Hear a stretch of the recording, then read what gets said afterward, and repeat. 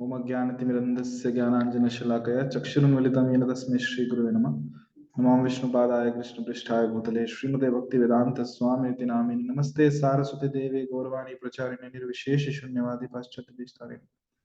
जय श्री कृष्ण चैतन्य प्रभु नित्यानंद श्री अद्वैत गदाधर श्रीवासादि गौर भक्तवृंद। हरे कृष्ण कृष्ण कृष्ण हरे हरे, हरे राम राम राम हरे हरे।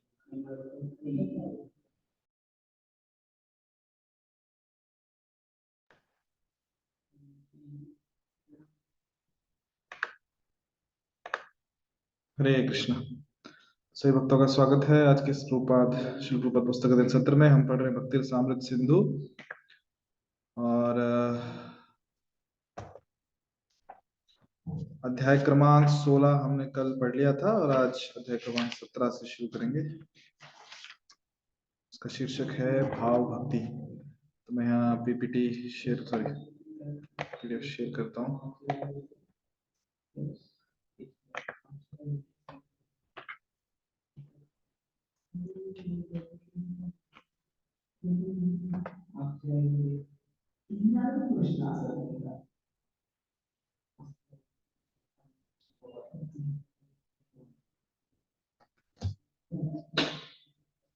तो भाव भक्ति, वैधि भक्ति करने से मनुष्य प्रकृति के भौतिक गुणों से परे दिव्य अवस्था तक वास्तव में ऊपर उठ जाता है।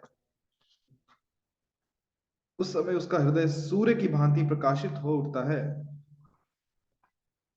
जिस तरह लोगों से दूर स्थित होने के कारण सूर्य के किसी तरह के बादल से ढक जाने की संभावना नहीं रहती, उसी प्रकार जब भक्त सूर्य की तरह शुद्ध हो जाता है तो उसके हृदय से भाव में प्रेम का विस्तार होता है, जो सूर्य प्रकाश की अपेक्षा अधिक तेजोमय होता है। तभी कृष्ण के प्रति आसक्ति पूर्ण होती है और भक्त तुरंत अपने भाव में प्रेम में भगवान की सेवा करने के लिए उत्सुक हो उठता है। इस अवस्था में भक्त उत्तम अधिकारी पद को अर्थात पूर्ण भक्ति को प्राप्त करता है। ऐसा भक्त भौतिक आसक्ति के कारण तनिक भी विचलित नहीं होता और वह राधा कृष्ण की सेवा में ही रुचि दिखलाता है। ये कब की बात है? ये भाव का स्तर है जिसके लिए एक साधक ने पहले वैधि भक्ति का पालन किया था, दृढ़ता पूर्वक, नियम पूर्वक। और वैधि भक्ति के पालन से उसको लाभ ये हुआ कि जो भौतिक गुण है, सत्व रजस तम, तो इससे वो ऊपर उठ गया, दिव्य अवस्था को प्राप्त किया उसने। और अभी उदाहरण यहाँ पे श्रील प्रभुपाद जी दे रहे हैं कि उसका हृदय कैसे प्रकाशित, एकदम सूर्य की भांति प्रकाशित हो गया है। क्योंकि सूर्य इतना दूर है और इतना प्रकाशित है कि कोई भी बादल उसे ढक नहीं सकता, सुनित्य प्रकाश में है। वैसे ही जीवात्मा क्या हो जाता है, जब वो ठीक से प्रामाणिकता से वैधि भक्ति का पालन करे तो वो 3 गुणों से ऊपर उठ जाता है, दिव्य स्तर पे आ जाता है और फिर वो भाव के स्तर पे, भाव में प्रेम का उसके हृदय में विस्तार होता है। और अभी वो स्वयं की स्फूर्ति से स्वयं एक आकर्षण होता है कृष्ण के प्रति कि वो भगवान की सेवा करने के लिए नित्य उत्सुक रहता है। ये है एक उत्तम अधिकारी का स्तर, एक उत्तम अधिकारी का पद, जहां पे वो व्यक्ति पूर्ण साधक जो है पूर्ण भक्ति को प्राप्त होता है। और यहाँ पे पहुंचने के बाद अब वो विचलित नहीं होता कभी, अभी उसका भक्ति से पतन नहीं होता, क्योंकि अभी उसके हृदय में कोई भौतिक आसक्ति नहीं है। तो हम ऐसा तो कह सकते हैं कम से कम भौतिक आसक्ति के कारण कभी विचलित नहीं होगा, वो हमेशा भगवान की सेवा करने में ही रुचि दिखलाता है। इसके स्पष्टीकरण के लिए पिछले अध्यायों में भक्ति के लक्षणों के साथ ही कतिपय निर्देश भी बतलाए गए हैं कि हम अपनी वर्तमान इंद्रियों से किस तरह भक्ति कर सकते हैं और रागानुगा प्रेम में भाव के स्तर तक धीरे धीरे किस तरह उठ सकते हैं। इस तरह वैधि भक्ति तथा रागानुगा भक्ति, भक्ति के इन 2 प्रकारों की व्याख्या की गई है। वैधि भक्ति के भी 2 विभाग होते हैं, प्रभावात्मक अंश तथा कार्यकारी अंश, यानी कि सिद्धि अंश और साधन अंश। प्रभावात्मक अंश भाव कहलाता है, सिद्धि अंश है उसे हम भाव कहते हैं। इस संबंध में तंत्रों में कथन आता है कि भगवान के शुद्ध प्रेम की पहली अवस्था भाव है। इस अवस्था में मनुष्य कभी कभी आंसू बहाते हैं या कांपते देखा जाता है। यद्यपि ये लक्षण सदैव प्रकट नहीं होते, किंतु यदा कदा प्रकट होते हैं। जब दुर्वासा ने राजा अम्बरीश को संकट में डाल दिया था तो वे भगवान के चरण कमलों का चिंतन करने लगे। इस तरह उनके शरीर में कुछ परिवर्तन विकार विकसित हुए और उनके नेत्रों में अश्रु झरने लगे, नेत्रों से अश्रु झरने लगे। ये लक्षण भाव के कार्य हैं। ये शरीर के कंपन एवं अश्रुपात के रूप में देखे जाते हैं। ये भाव लक्षण बाह्यतः प्रकट हो जाने के बाद मन में बने रहते हैं और भाव की यह सातत्य समाधि कहलाती है। आस्वाद की यह अवस्था कृष्ण के साथ प्रेम व्यापार के भावी आदान प्रदान का कारण बनती है। तो अभी ये स्तर बताया गया है कि जो वैदिक भक्ति के दो विभाग यहाँ पे हुए हैं, एक प्रभावात्मक अंश और एक कार्यकारी अंश, यानी कि सिद्धि अंश, साधन अंश। जो प्रभावात्मक सिद्धि अंश भाव कहते हैं। तो जो कथन यहाँ पे दिया गया है कि जो भगवान के शुद्ध प्रेम की जो पहली अवस्था है वो भाव है, और इस अवस्था में कभी कभी जो साधक है, जो भक्त है, वो अपने अश्रुओं से आंसू बहाता है। कभी कभी वो कांपते हुए भी देखा जाता है। हालांकि लक्षण कभी हमेशा प्रकट नहीं होता, कभी कभी प्रकट होता है। दुर्वासा मुनि ने भी जो का उदाहरण जो है कि अम्बरीश को जो संकट में डाला था, एक असुर प्रकट किया था, तो उन्होंने क्या किया, भगवान के चरण कमलों का चिंतन करने लगे। तो जो भक्त जो है, जो भाव के स्तर पे है, वो भगवान के चरण कमलों का चिंतन करता है, तो उसके हृदय में, उसके शरीर में कुछ विकार आते हैं, कुछ परिवर्तन आते हैं, ये दिखे जाते हैं। या चाहे तो आंखों से अश्रु बहेंगे, या फिर शरीर कांपने लगेगा, या फिर जो भी अष्ट विकार दिए गए हैं, रोंगटे खड़े होना, कभी कभी हंसना, कभी रोना, ये सब चीजें होती हैं। तो बहुत बार जो साधक है, जो भी अपनी नया साधना कर रहा है, उसकी आंखों में भी अश्रु देखे जाते हैं कि वो भी रो रहा है, उसकी आंखों से भी आंसू बह रहे हैं। पर ये भी देखा जाता है कि वो जो साधक है अभी तक 3 गुणों से ऊपर तो उठा नहीं। वो अभी भी सत्व गुण, रजोगुण, तमोगुण के प्रभाव में अभी तक उसका हृदय कल्मश से दूर दूर नहीं हुआ। अभी भी उसके हृदय में भौतिक कल्मश है, अभी भी उसके हृदय में भौतिक आसक्तियां है। तो कैसे समझा जाए कि ये जो अश्रु है कौन से अश्रु है?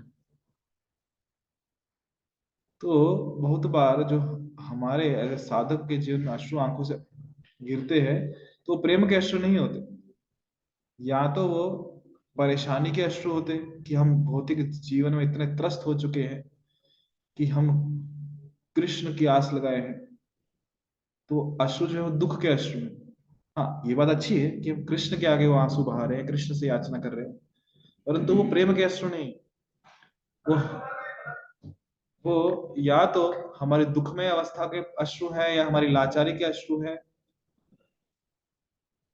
पर वो प्रेम के अश्रु नहीं है, भाव के अश्रु नहीं।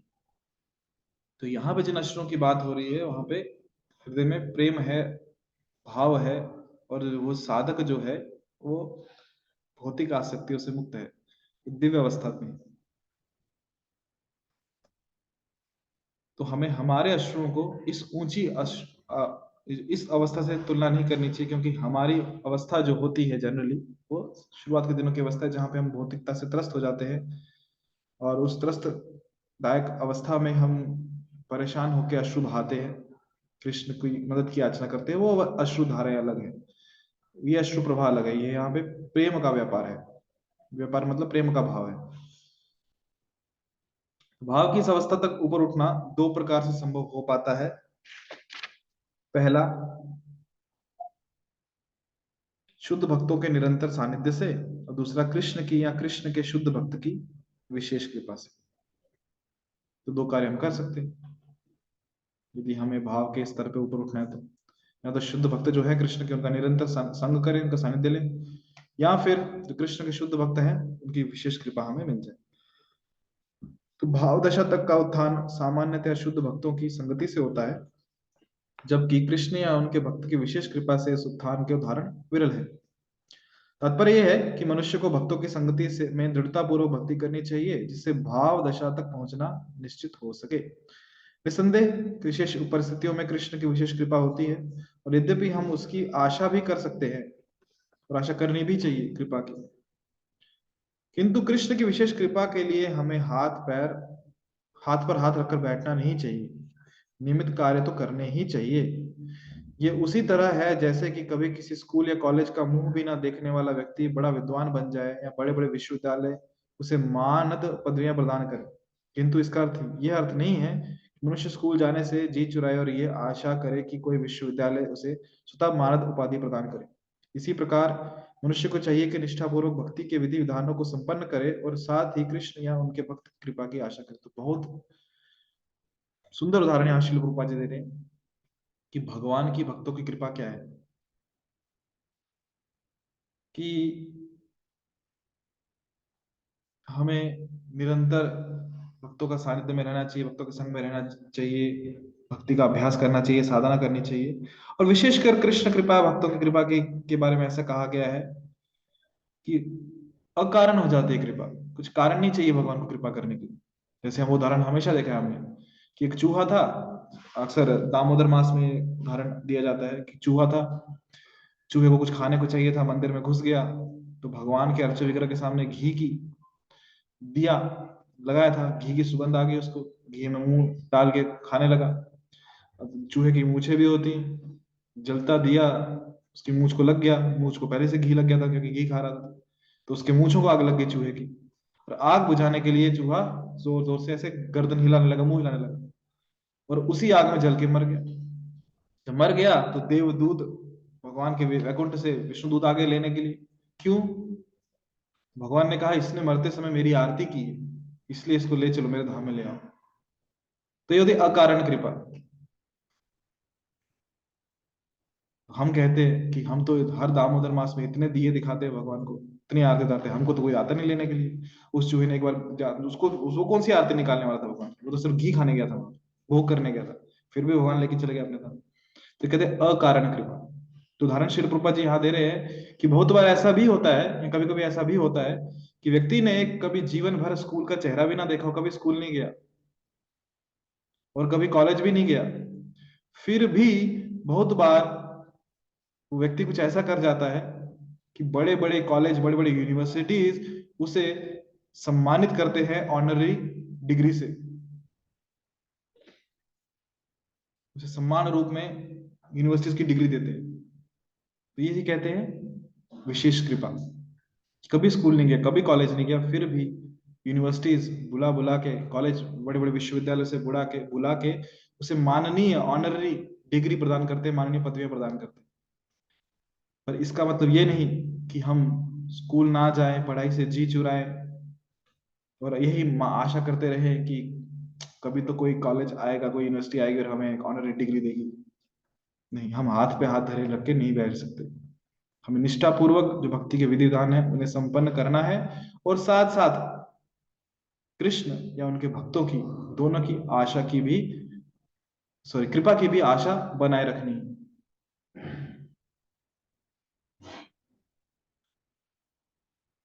जैसे इसमें आता है श्रीमद् भागवतम में ब्रह्म विमोचन लीला के बाद जब ब्रह्मा जी क्षमा मांगने आते हैं भगवान श्री कृष्ण से कि बछड़ों को और उनके मित्रों को चुरा लिया, तो प्रार्थना अर्पण करते हैं।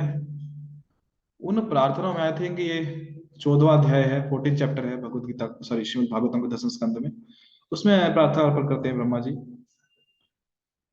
तत्ते अनुकंपाम सुसमीक्ष मानव भुंजान एक वात कृतम विपाकम हृतवाक वपुर्भिर विद्धेन नमस्ते जीवेति यो मुक्ति पदे सदाए भाग। कि वास्तव में मुक्ति का अधिकारी कौन है, उसमें दो तीन चीजें बताइए। उसमें से एक चीज है जो यहाँ पे हम चर्चा कर रहे हैं कि जो हमेशा कृष्ण की कृपा का अभिलाषी है, जो अभिलाषा रखता है कि मुझे कृष्ण की कृपा मिले, तो ये आशा हमेशा बनाए रखनी चाहिए, अभिलाषा हमेशा हृदय में रखनी चाहिए कि मुझे कृष्ण की कृपा चाहिए। और फिर उसके बाद बाकी भी चीजें आती है उस श्लोक में कि जो उसके ऊपर जो बीत रहा है, उसके ऊपर जो कर्मों को भोग रहा है उसे जान लेना चाहिए कि उसके कर्मों का फल उसे सहन करना चाहिए। विशेषकर वो श्लोक इसलिए याद आया क्योंकि यहाँ पे कृपा का अभिलाषी, भक्ति के विधि विधानों को संपन्न करते हुए भाव प्रेम की अवस्था तक उठने का उदाहरण हमें नारद जी की जीवन कथा में मिलता है, जिसे उन्होंने स्वयं श्रीमद् भागवतम में व्यासदेव से कह सुनाया था। नारद उन्हें अपने पूर्व जीवन का वृतांत बतलाते हैं कि किस तरह वे भाव प्रेम की दशा को प्राप्त हुए वे महान भक्तों की सेवा में लगे रहते थे और उनकी बातें तथा उनके गीत सुनते रहते थे। क्योंकि शुद्ध भक्तों के मुखों से उन्हें कृष्ण की लीलाओं एवं गीतों को श्रवण करने का अवसर मिलता था, अतः वे मन ही मन उनके प्रति अत्यधिक आकृष्ट हो गए। चूंकि वे इन कथाओं को सुनने के लिए इतने उत्कंठित रहते थे, अतः उनके अंतःकरण में धीरे धीरे कृष्ण के प्रति भावमय प्रेम का उदय हुआ। ये भाव प्रेम कृष्ण प्रेम के पूर्व विकसित होता है। क्योंकि अगले श्लोक में नारद जी पुष्टि करते हैं कि उन्होंने महामुनियों से क्रमिक श्रवण की विधि से ईश्वर प्रेम विकसित किया। भागवत में स्कंद 1 अध्याय 5 श्लोक क्रमांक 28 में नारद जी कहते हैं, पहले मैंने महामुनियों की संगति में चतुर्मास बिताया। प्रतिदिन प्रातः तथा सायं जब वे हरे कृष्ण मंत्र का गायन तथा कीर्तन करते तो मैं उन्हें सुनता, और इस तरह धीरे धीरे मेरा हृदय शुद्ध होता रहा। जब मैंने अत्यंत ध्यानपूर्वक उनका श्रवण किया तो रजो तथा तमो गुणों का प्रभाव लुप्त हो गया और मैं भगवान की भक्ति में दृढ़ हो गया। तो किसका परिणाम था ये? साधुओं के संग में श्रवण करने का और कीर्तन करने का। तो धीरे धीरे हृदय क्या हो गया? शुद्ध हो गया। और उसका लाभ ये हुआ कि जो गुण है सत्वगुण रजोगुण तमोगुण वो लुप्त हो गए और भगवान की भक्ति में दृढ़ हो गए। विशेषकर यहाँ पे कहा है रजोगुण और तमोगुण का प्रभाव लुप्त हो गया। ये व्यवहारिक दृष्टांत है कि मनुष्य किस तरह शुद्ध भक्तों की संगति मात्र से भाव प्रेम की अवस्था तक उठ सकता है। अतएव ये परम आवश्यक है कि मनुष्य उन शुद्ध भक्तों की संगति करे जो प्रातः सायं हरे कृष्ण मंत्र के कीर्तन में लगे रहते हैं। इस तरह उसे अपने हृदय को शुद्ध करने तथा कृष्ण के प्रति यह भाव में शुद्ध प्रेम विकसित करने का अवसर मिल सकेगा। हमें क्या करना है? शुद्ध भक्त जो दिन रात सायं संध्या का सुबह शाम हरे कृष्ण महामंत्र के कीर्तन में लगे हुए हैं, ऐसे भक्तों का संग करना है। और ऐसे भक्तों के संग में हमें श्रवण और कीर्तन करना है, जिससे हमारा हृदय शुद्ध हो जाए। एक मिनट में आपको यहाँ पे नारद मुनि का दिखाता हूँ। चर्चा कर रहे हैं नारद मुनि जो व्यास देव जी को बता रहे हैं किस प्रकार साधुओं के संग से वो तमो और रजोगुण के परे हो गए और भाव प्रेम को प्राप्त हुए।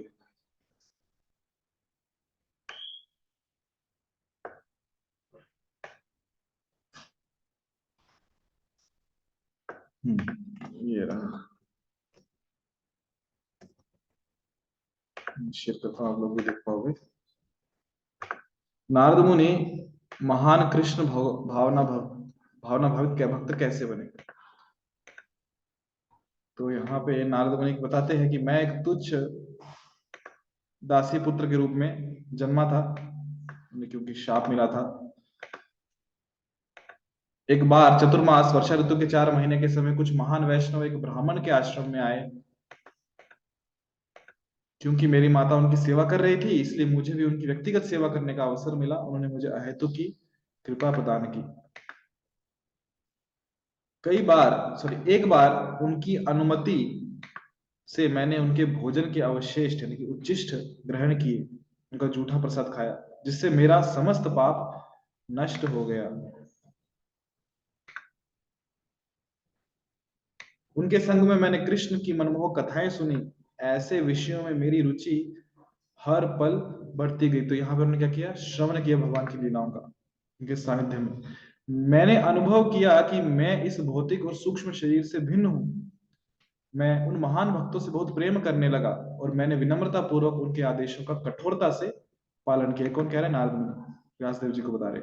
प्रस्थान करते समय उन्होंने मुझे भक्ति योग सब कुछ भगवान की सेवा में लगाने की कला के बारे में उपदेश दिए, जिससे अंततः भगवत धाम वापस लौटना सिखाया।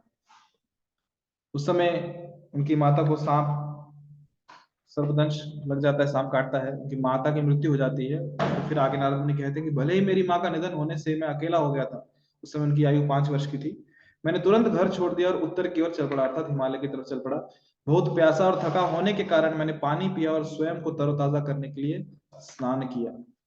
फिर मैं एक विशाल वट वृक्ष की छाया में बैठ गया और अपने आध्यात्मिक गुरुओं के द्वारा सिखाई हुई विधि से हृदय में स्थित परमात्मा पर ध्यान करने लगा। जैसे ही मैंने अपने मन को प्रभु के चरण कमलों पर केंद्रित किया, वो दिव्य प्रेम के कारण परिवर्तित हो गया। मेरी आंखों से अश्रु गिरने लगे और भगवान कृष्ण मेरे हृदय कमल पर प्रकट हुए।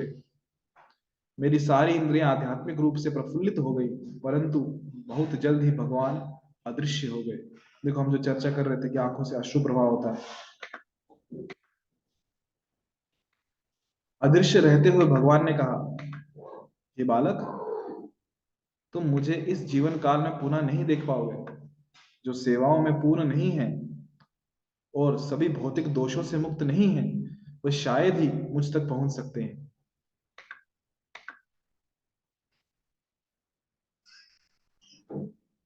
विशेष कृपा के रूप में केवल मुझे पाने की तुम्हारी तीव्र इच्छा को बढ़ाने के लिए मैंने तुम्हारे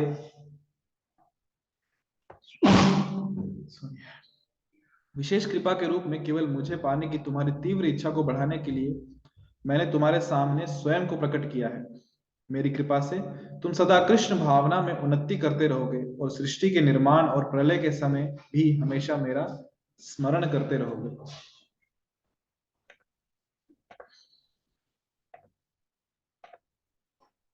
इस प्रकार भगवान कृष्ण के चिंतन में मग्न होकर समय के साथ मैं सभी भौतिक आकर्षणों से मुक्त हो गया और मृत्यु प्राप्त की। किसने? नारद मुनि ने। तुरंत ही मुझे नारद के रूप में एक दिव्य शरीर मिला।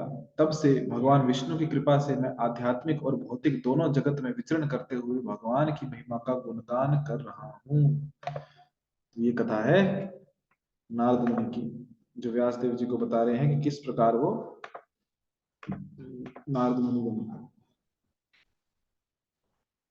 देखा किस प्रकार उन्होंने साधना की, साधुओं के संग में श्रवण किया, कीर्तन किया और उनका हृदय के जो कलमश थे उनको दूर किया, भगवान की भक्ति में लगे, भाव उमड़ा, आंखों से अश्रुधाराएं बही और अंततः भगवान के दर्शन हुए और भगवान ने उनकी भक्ति को और तीव्र बनाने के लिए गायब भी हो गए और उन्हें बताया कि जो व्यक्ति इसका हृदय पूरी तरह शुद्ध नहीं हुआ है, जो अभी भी भौतिक आसक्तियों में जकड़ा हुआ है, वो मेरे धाम तक कभी नहीं पहुंच सकता, मेरे दर्शन नहीं प्राप्त कर सकता। तो उसके लिए हृदय कलमश दूर करना बहुत ही आवश्यक है साधन भक्ति के द्वारा। ये व्यवहारिक दृष्टांत है कि मनुष्य किस तरह शुद्ध भक्तों की संगति मात्र से भाव प्रेम की अवस्था तक उठ सकता है। अतएव ये परम आवश्यक है कि मनुष्य उन शुद्ध भक्तों की संगति करे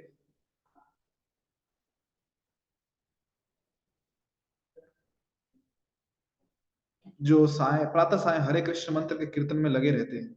इस तरह उसे अपने हृदय को शुद्ध करने तथा कृष्ण के प्रति यह भाव में शुद्ध प्रेम विकसित करने का अवसर मिल सकेगा। यहाँ पे अवसर मिलेगा उनकी संगति में, और हमें उस अवसर में, जब ऐसा अवसर मिलता है, हाथ पे हाथ रख के नहीं बैठना है, हमें श्रवण करना है, कीर्तन करना है, साधना अच्छे से करनी है।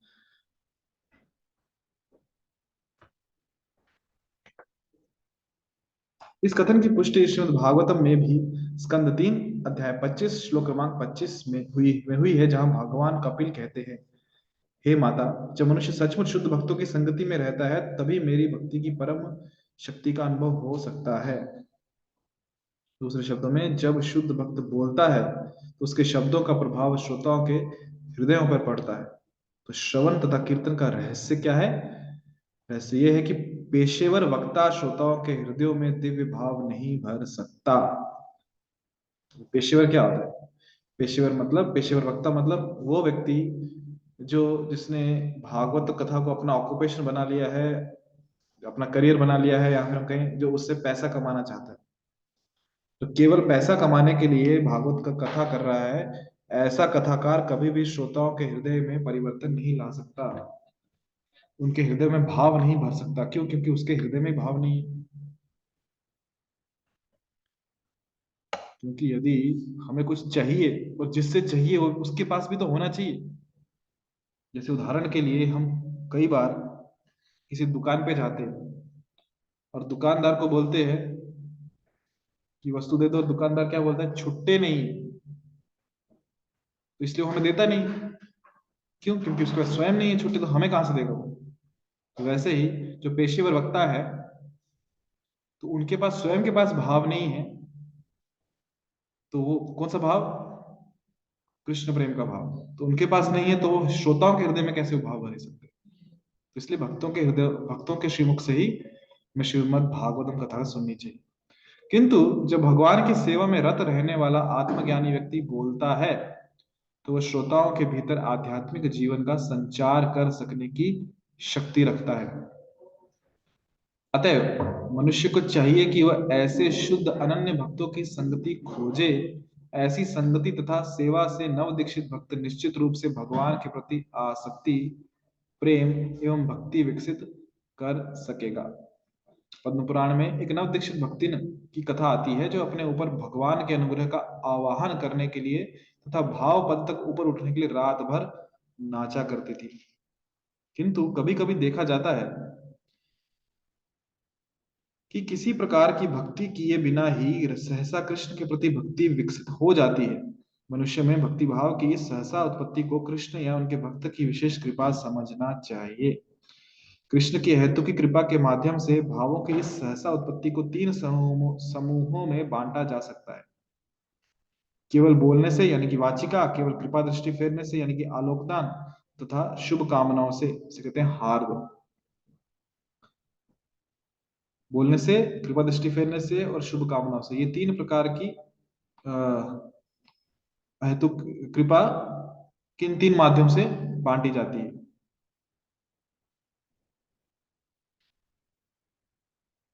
कृष्ण की अहेतुक कृपा के माध्यम से भावों की इस सहसा उत्पत्ति को तीन समूहों में बांटा जा सकता है: वाचिका, आलोकदान और हार्द। नारदी पुराण में केवल बोलने से यानी कि वाचिका भाव प्रेम के विकसित होने का वर्णन मिलता है। भगवान कृष्ण ने नारद से कहा, क्या कहा? कि भगवान कृष्ण नारद से कहा कि हे ब्राह्मण श्रेष्ठ, मैं चाहता हूं कि तुम्हें मेरी दिव्य आनंददायक तथा मंगल में अनन्य भक्ति प्राप्त हो। तो वाचिका मुंह से बोल के कृपा दे दी। स्कंद पुराण में चितवन मात्र से यानी कि आलोकदान, कृष्ण के प्रति भाव प्रेम विकसित होने का वर्णन मिलता है। चितवन मतलब केवल दृष्टिपात कर दी तो उससे ही देख लिया। जब जंगल प्रदेश के लोगों ने भगवान कृष्ण को देखा, तो वे इतने भाव विभोर हो गए कि उन पर से अपनी दृष्टि हटा नहीं पाए। और तीसरा, हार्दिक शुभकामना का उदाहरण। जहां तक हार्दिक शुभकामनाएं, हार्द की बात है, तो शुक संहिता में नारद, हाँ, शुक संहिता में नारद श्री व्यासदेव से कहते हैं, तुम्हारा पुत्र भगवान का परम भक्त है, और मैं देख रहा हूं कि वह वैदिक भक्ति का पालन किए बिना ही उन बहुत से लक्षणों से पहले से समन्वित है, जो जन्म जन्मांतर भक्ति करते रहने पर प्राप्त होते हैं। ये है हार्द हृदय से शुभ कामना। व्यासदेव के पुत्र कौन? सुखदेव गोस्वामी। कि बिना वैदिक भक्ति का पालन किए ही उनमें बहुत सारे लक्षण हैं जो जन्म जन्मांतर की भक्ति करने को मिलते हैं। तो कृष्ण के भाव प्रेम के विषय में श्रीमद् भागवत में स्कंद 7 अध्याय 4 श्लोक क्रमांक 36 में कथन मिलता है, जहां राजा युधिष्ठिर को नारद संबोधित करते हैं। वे कहते हैं कि हे राजन, प्रहलाद के चरित्र का वर्णन कर पाना अत्यंत कठिन है। उनमें कृष्ण के लिए सहज आकर्षण विकसित हो चुका है, और मैं उनके चरित्र के विषय में जो कुछ भी कहूंगा वह शब्द जाल मात्र होगा। उनके वास्तविक चरित्र का वर्णन कर पाना असंभव है। इसका अर्थ यह हुआ कि नारद स्वयं स्वीकार करते हैं कि प्रहलाद में भाव प्रेम का सहज उदय भगवान कृष्ण की कृपा के कारण था। प्रहलाद में कृष्ण के प्रति यह सहज आकर्षण एकमात्र नारद की कृपा से विकसित हुआ था। जब प्रहलाद महाराज अपनी माता के गर्भ में थे, तो नारद उनकी माता को भक्ति योग के विषय में दयावश उपदेश देते थे, और साथ ही वे ये चाहते थे कि गर्भस्थ शिशु भी उनके उपदेशों से लाभान्वित हो। क्योंकि भगवान के प्रामाणिक भक्त एवं महान पार्षद नारद प्रहलाद महाराज की मंगल कामना चाहते थे, अतएव उनमें महाभागवत के सारे गुण विकसित हो गए। यही सहज आकर्षण है। ये भगवान की विशेष कृपा से या नारद जैसे महाभागवत की विशेष कृपा से ही संभव है।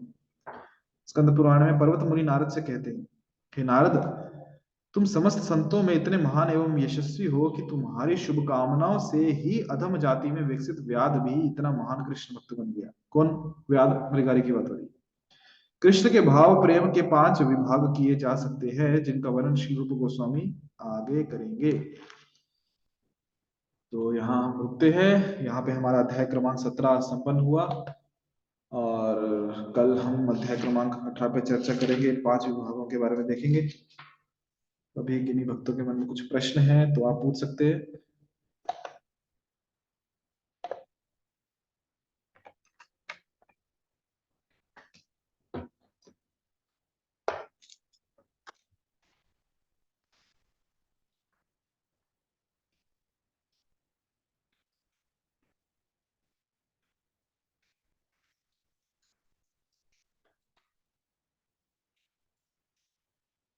कृष्णा, किन्हीं भक्तों के मन में कुछ प्रश्न हैं तो आप पूछ सकते हो।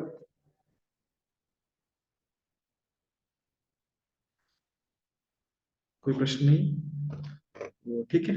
तो हम इसी पे चर्चा करते हैं, जो समय 5 मिनट बचे हमारे पास, कि नारद मुनि, जैसे प्रहलाद महाराज है, तो प्रहलाद महाराज ने क्या साधना की? हम देखते कुछ विशेष साधना नहीं की, बचपन से ही भक्त थे, बचपन से ही कृष्ण का स्मरण करते थे। तो यहाँ पे कृपा किसकी हुई? नारद मुनि की हुई।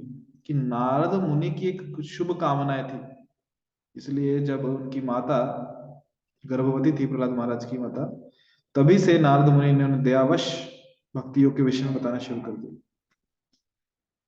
क्योंकि उनकी मंगल कामना थी प्रहलाद महाराज के प्रति। इसी से क्या हो गया, प्रहलाद में सहज आकर्षण का निर्माण हो गया भगवान के प्रति। और वही चीज पर्वत मुनि कह रहे हैं कि जो वे व्याग व्याध है, जो शिकारी है, जो पशुओं को आधा मारता था, वो भक्त कैसे बन गया? कैसे बन गया? केवल नारद मुनि की कृपा आशीर्वाद से, उनकी शुभ कामनाएं से, कि उनकी इच्छा थी कि ये महान और यशस्वी हो। तो वैसे ही जो भगवान के शुद्ध भक्त होते हैं, उनकी इच्छा होती है, उनकी शुभ कामनाएं होती हैं कि हम भी अच्छे से भक्ति करें, हम भक्ति में प्रगति करें। तो उनकी उस शुभ कामनाओं के कारण, अकारण ही जो हम पे कृपा हो जाती है, तो हम भक्ति में प्रगति करते हैं। और बहुत बार हमें ऐसा लगता है कि हम हमारी साधना के बल पर प्रगति कर रहे हैं। जैसे कि एक बार भक्त, विशेषकर पाश्चात्य जगत में भक्त, प्रभुपाद के शिष्य शिल प्रभुपाद जी को पूछते हैं, शिल प्रभुपाद, हमारी क्या योग्यता है? हम किस जीवन शैली में थे? हम क्या नहीं खाते थे, क्या नहीं करते थे? हम 4 नियमों को रोज तोड़ते थे। हमारा जीवन क्या नारकीय जीवन था। और आज जो हमारा जीवन है, एकदम शुद्ध जीवन है, भक्तिमय जीवन है। इतने अच्छे से भक्ति कर पा रहे हैं, नाम जप कर पा रहे हैं, 16 माला नाम जप कर रहे हैं, अर्चकों की सेवा कर रहे हैं, हरिनाम का प्रचार कर रहे हैं। तो प्रभुपाद, हमें ऐसी क्या योग्यता है, या हमारी, हमने ऐसे पिछले जन्म में क्या योग्यता की थी, या इस जन्म में हमारी क्या योग्यता थी कि हम इतने अच्छे से भक्ति कर पा रहे हैं? इतना बड़ा ट्रांसफॉर्मेशन हमें आया, इतना बड़ा परिवर्तन आया। तो प्रभुपाद जी ने उन्हें कहा, शिष्यों को, आप में कोई योग्यता नहीं थी, मैंने योग्यता दी आपको। इसे कहते हैं कृपा, अकारण कृपा। क्योंकि ये लोग प्रभुपाद जी के पास नहीं आए थे कि हमें भक्ति दो। प्रभुपाद स्वयं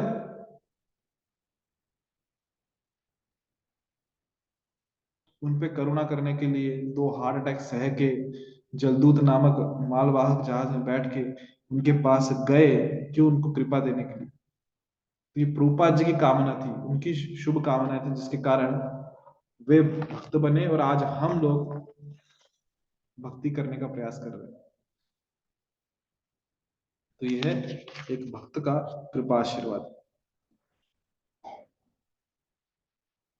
जैसे एक और उदाहरण यहाँ पे जो है, केवल बोलने से जो कृपा होती है, अहेतुक कृपा। जब गुरु शिष्य को कुछ आदेश देते हैं, ये कार्य करो, ये सेवा करो, तो बहुत बार शिष्य सोचता है कि क्या मैं ये सेवा कार्य कर पाऊंगा? पर उस समय हम ये भूल जाते हैं that with instruction comes empowerment also. जब गुरु कुछ आदेश दे रहे हैं करने के लिए, तो साथ साथ वो उस आदेश को पूरा करने की शक्ति भी हमें दे रहे हैं, वो आशीर्वाद भी दे रहे हैं। तो यह कृपा वाचिका, मुंह से बोल के। जब गुरु ने कहा ये कार्य करो, मतलब कार्य हो जाएगा, हमें बस प्रयास करना है, अपनी इच्छा के द्वारा उसको थोड़े हाथ पांव मारने हैं, थोड़े मतलब पूरा जी जान से, कार्य हो जाएगा। क्यों? आशीर्वाद है वहां पे। और बहुत बार भक्तों की जब दृष्टि, भगवान की दृष्टि हम पे पड़ती है, वो भी कृपा है, वो भी हम पे कृपा है। जैसे श्रील भक्ति सिद्धांत सरस्वती ठाकुर एक बार भगवान के सामने गए, और तभी उनका एक शिष्य पीछे से दौड़ते हुए आया और गुरु महाराज को दिया, क्या दिया? उनका चश्मा दिया। श्री भक्ति सिद्धांत सरस्वती ठाकुर अर्च विग्रह के सामने, राधा कृष्ण के सामने हाथ जोड़ के खड़े थे, और ये शिष्य पीछे से लाके उनको चश्मा दिया कि गुरु महाराज जी आपका चश्मा, आपका चश्मा, जिससे आप अच्छे से देख पाए अर्च विग्रह। तो भक्ति सिद्धांत सरस्वती ठाकुर बोले, मैं क्या भगवान के दर्शन करूंगा, मैं तो केवल इसलिए आया हूं कि भगवान मेरे दर्शन कर ले, कि भगवान की दृष्टि मेरे ऊपर पड़ जाए, वो महत्वपूर्ण है। भगवान की दृष्टि हम पे पड़े, जिससे हमें भगवान की कृपा मिले। हम क्या भगवान के दर्शन करें? तो ये तीन चीजें जिसमें बांटा गया है कृपा को, अहेतु की कृपा तीन माध्यम से जो हमें मिलती है, वाचिका बोलने से, दृष्टि पढ़ने से हम पे, और साधु की शुभकामनाओं से। तो यहाँ हम रुकते हैं। बहुत बहुत धन्यवाद। हरे कृष्णा। हम कल मिलेंगे शाम को 7 बजे, अध्याय क्रमांक 18 में भाव प्रेमी का चरित्र, जो भाव प्रेमी का चरित्र कैसा होता है, और हमें उस स्तर पे जाना है तो हमें हमारा चरित्र कैसे बनाना पड़ेगा। श्रील प्रभुपाद की जय। भक्ति सम सिंधु की जय। हरे कृष्ण। वांछा कल्पतरुभ्यश्च कृपा सिंधु भयो च पतितानां पावनेभ्यो वैष्णवेभ्यो नमो नमः। अनंत कोटि वैष्णव की जय।